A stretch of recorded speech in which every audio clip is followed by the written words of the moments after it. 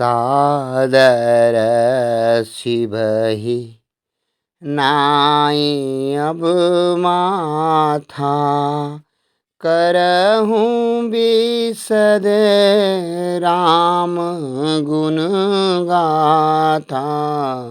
सादर सिबहि संबत सूरा, सैहिक तीसा, करहूँ कथा हरि पद धरि सीसा। सादर सिबहि। भावार्थ। अब मैं आदर पूर्वक श्री शिव जी को सिर नवाकर श्री रामचंद्र जी के गुणों की विमल कथा कहता हूँ। श्री हरि के चरणों पर सिर रखकर संवत 1631 में इस कथा को आरंभ करता हूँ। नमस्कार मित्रों, जय हिंद, जय भारत और जय उत्तराखंड। आप और हम मुखातिब हैं उत्तराखंड यूट्यूब हिलांसी चैनल से, और जिसमें हम राम कथा के चौपाए छंद और दोहों के भावार्थ में अपने जीवन को सफल बनाने का प्रयत्न कर रहे हैं। और इसमें तुलसी बाबा लिखते हैं, सादर सिबहि नाहि अब माथा, बरनऊँ बिसद राम गुण गाथा। अब सादर शिव जी को सादर प्रणाम करके, अब मैं आदर पूर्वक शिव जी को प्रणाम करके और सिर नवाकर श्री रामचंद्र के गुणों की निर्मल कथा कहता हूँ। वे अपनी कथा को लिखना प्रारंभ करते हैं और सबसे पहले शिव जी को शीश नवाते हैं। जैसे कि आप जानते हैं कि भवानी शंकर वंदे श्रद्धा विश्वास रूपिणो, या भाम बिना न पश्यन्ति सिद्धाश्व अंतर स्थित ईश्वरम। उन्होंने अपने प्रारंभ के जो श्लोक हैं रामायण को जब उन्होंने शुरू किया था, वर्णानामार्थ संगानाम रसानाम छंदासमपि मंगलानाम च कर्तारो वंदे वाणी विनायको, भवानी शंकर वंदे श्रद्धा विश्वास रूपिणो, या भाम बिना न पश्यन्ति सिद्धासु अंतर स्थित ईश्वरम। वहाँ पर उन्होंने कहा था कि भवानी शंकर दोनों श्रद्धा और विश्वास के प्रतिरूप हैं। तो जब आदमी के अंदर श्रद्धा और विश्वास उत्पन्न होता है तो भवानी और शंकर समझो आदमी के अंतःकरण में स्थित होकर अंतर्यामी रूप भगवान के दर्शन करा देते हैं। तो यहाँ पर वो शिव को लिखते हैं कि भगवान शिव को मैं आदरपूर्वक प्रणाम करके इस कथा को प्रारंभ करना चाहता हूँ। और कहते हैं, संवत 1631 करौ कथा हरिपद दर्शीसा। संवत 1631 की बात है जिस समय उन्होंने मानस को लिखना प्रारंभ किया। कहते हैं कि मैं मानस की कथा को प्रारंभ करता हूँ संवत 1631 में, और प्रभु श्री रामचंद्र के चरणों में सिर नवाकर मैं इस कार्य को प्रारंभ करता हूँ। और आगे लिखते हैं, नौमी भौम बारे मधुमासा, अवधपुरी यहाँ चरित प्रकाशा। नौमी भौम जेहि दिन राम जन्म श्रुति गावहि, तीरथ सकल यहाँ चल आवहि। नौमी भौम। भावार्थ। चैत्र मास की नवमी तिथि मंगलवार को श्री अयोध्या जी में यह चरित्र प्रकाशित हुआ। जिस दिन श्री राम जी का जन्म होता है, वेद कहते हैं कि उस दिन सारे तीर्थ वहाँ अर्थात श्री अयोध्या जी में चले आते हैं। नमस्कार, जय हिंद, जय भारत और जय उत्तराखंड। आगे के चौपाई में तुलसी बाबा कहते हैं, नौमी भौम बार मधुमासा। जिस दिन मैंने इस कथा को प्रारंभ किया, चैत्र मास की नवमी तिथि मंगलवार का दिन था। मैं यह चरित्र जिस समय प्रकाशित कर रहा हूँ उस समय वेद पुराण कहते हैं कि जब श्री राम जी का जन्म नवमी तिथि रामनवमी जिसे आप कहते हैं, हम जिसे रामनवमी कह कर के मनाते हैं, उस समय वेद कहते हैं कि सारे तीर्थ अयोध्या में चले आते हैं।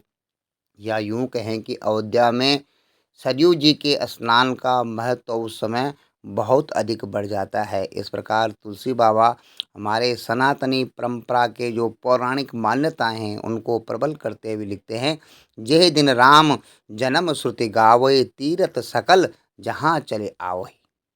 और आगे के चौपाई में तुलसी बाबा लिखते हैं, असुर नाग खग नर मुनि देवा आहि करहि रघुनायक सेवा। असुर नाग खग जन्म महोत्सव रचहि सुजाना करहि राम कल कीरति गाना। असुर नाग खग। भावार्थ, असुर, नाग, पक्षी, मनुष्य, मुनि और देवता सब अयोध्या जी में आकर के श्री रघुनाथ जी की सेवा करते हैं। बुद्धिमान लोग जन्म का महोत्सव मनाते हैं और श्री राम जी की सुंदर कीर्ति का गान करते हैं। मित्रों, जैसे कि आप और हम सभी जानते हैं कि राम नवमी को हमारे भारतवर्ष में रामनवमी का दिन बड़े पावन और बड़े पवित्र तरीके से इसको मनाया जाता है। उस दिन अवकाश भी होता है, सरकारी अवकाश जिसे आप कह सकते हैं। और आप जो कहते हैं कि यहाँ पर तुलसी बाबा लिखते हैं, जन्म महोत्सव रचई सुजाना करई राम कल कीरति गाना। बुद्धिमान लोग इस जन्म महोत्सव को बहुत पवित्र तरीके से मनाते हैं और श्री राम जी की सुंदर कीर्ति का गान करते हैं। आगे के दोहों में तुलसी बाबा जी लिखते हैं, जहि सज्जन वृंद बहु पावन सरयू नीर। जपहि राम धरि ध्यान उर सुंदर श्याम शरीर। हो तुलसी सुंदर श्याम शरीर। भावार्थ, सज्जनों के बहुत से समूह उस दिन श्री सरयू के पवित्र जल में स्नान करते हैं और हृदय में सुंदर श्याम शरीर श्री रघुनाथ जी का ध्यान करके उनके नाम का जप करते हैं। मित्रों, जैसे कि आप जानते हैं कि रामनवमी के दिन सरयू का स्नान बड़ा उत्तम और पुण्यों का धाम माना जाता है। और इसी को तुलसी बाबा लिखते हैं 1631 में इस प्रकार लिखते हैं, मंजय सज्जन वृंद बहु पावन सरजू नीर। जपहि राम धरि ध्यान उरु सुंदर श्याम शरीर।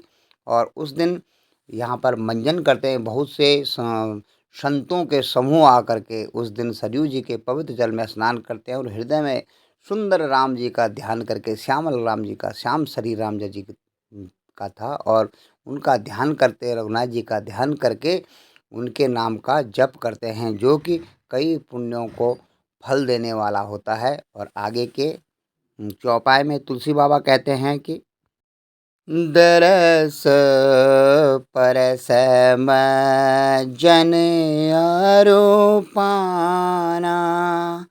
हरहि पाप कहा वेद पुराना। दरस परस नदी पुनीत अमित महिमा अति कही न सकई। शारदा विमल मति नदी पुनीत। भावार्थ, वेद पुराण कहते हैं कि श्री सरयू जी का दर्शन, स्पर्श, स्नान और जलपान पापों को हरता है। यह नदी बड़ी ही पवित्र है, इसकी महिमा अनंत है और जिसे विमल बुद्धि वाली सरस्वती जी भी नहीं कह सकती हैं। इस प्रकार तुलसी बाबा जी यहाँ पर मानस में लिखते हैं सरयू जी की महिमा। रामचरितमानस के साथ साथ सरयू जी की महिमा का वर्णन करते हैं। दरस परस मज्जन और पाना, दर्शन कर लो तो भी बहुत है, अगर स्पर्श कर लो तो भी बहुत है, और मज्जन कर लो अगर उसमें स्नान कर लिया आपने, और पाना और आपने उसके जल का पान कर लिया। जैसे गंगा जी के जल की पवित्रता बताई गई, दरस परस मज्जन और पाना, वैसे ही सरयू जी की महिमा का वर्णन करते कहते हैं कि दर्शन, स्पर्श, स्नान और जलपान पापों को हरता है, कहा वेद पुराना, ये वेद पुराण कहते हैं। नदी पुनीत अमित महिमा अति, ऐसी नदी पुनीत है, इसकी महिमा बहुत बड़ी है, इसकी महिमा अनंत है। अति मतलब अनंत है, इसे विमल बुद्धि वाले सरस्वती जी भी नहीं कह सकते हैं। इस प्रकार तुलसी बाबा यहाँ पर वर्णन करते हैं।